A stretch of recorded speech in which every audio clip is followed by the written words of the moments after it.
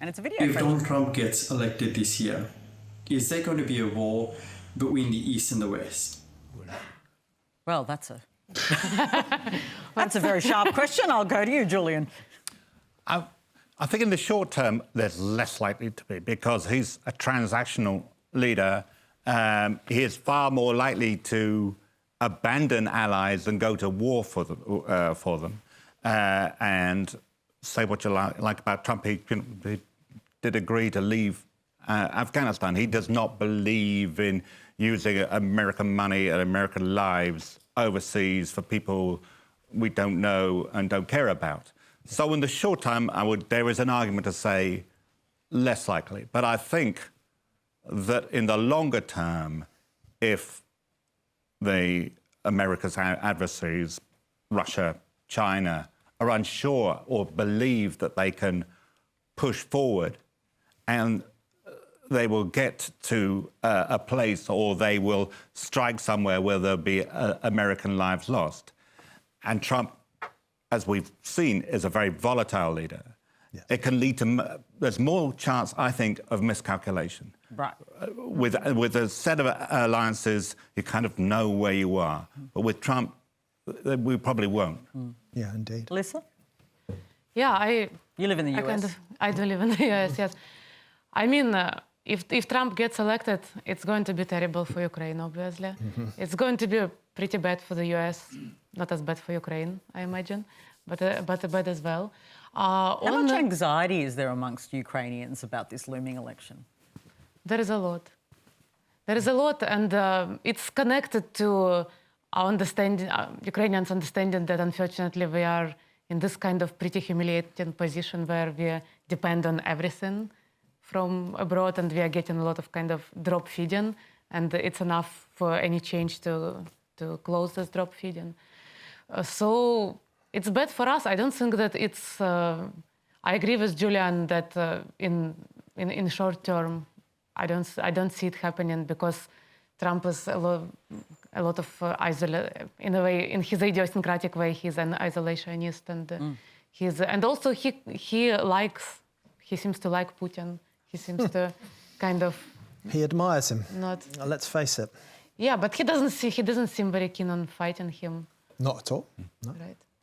Abdulrazak, obviously, I feel like throughout this year, and I'm sure the audience and people who've been watching would relate to this, everything has really been couched within the prism of this looming US election and the way it might reshape the world. When you think of Trump, and we have these discussions about colonisation and the kind of consequences of it, he is very protectionist and it's inward-looking. How do you see the US's reach in a sort of second Trump presidency? Well, the US generally is terrifying in its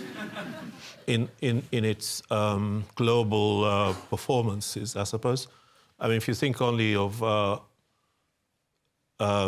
what happens between the US and Europe, that seems to be something like a kind of a civilized exchange or encounter.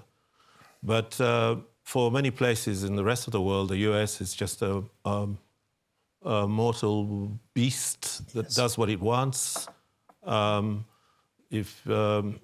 don't know, we don't know how many military bases there are in the world, and in Africa, in Asia, in the middle of oceans, in the Antarctica, anywhere you like. They do what they like.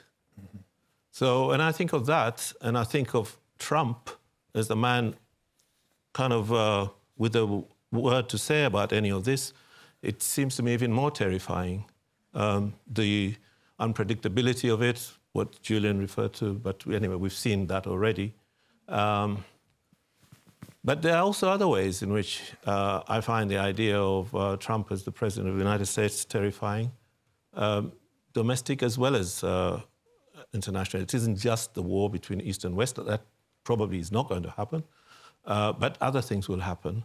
The persecution of migrants, for example. Absolutely. The various almost demented way in which he speaks about Americans, fellow Americans who are not on his side. Sometimes you think, how is it possible for anybody to vote for Trump.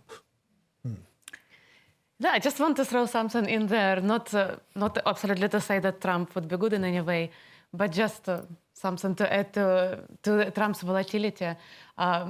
In the Cold War, there was the theory of madman theory, right? That actually the best strategy for the United States vis-a-vis Soviet Union would be to act as a madman, like who can pull out of it tomorrow or go all in tomorrow, so that people in the Soviet Union are not sure what to expect and just try to keep it low. And it feels like in some kind of weird irony. Yeah, we're back there. Many years later, America is actually getting the madman.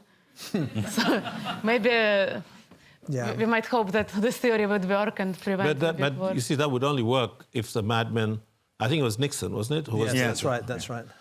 That would only work if the other lot were being sane.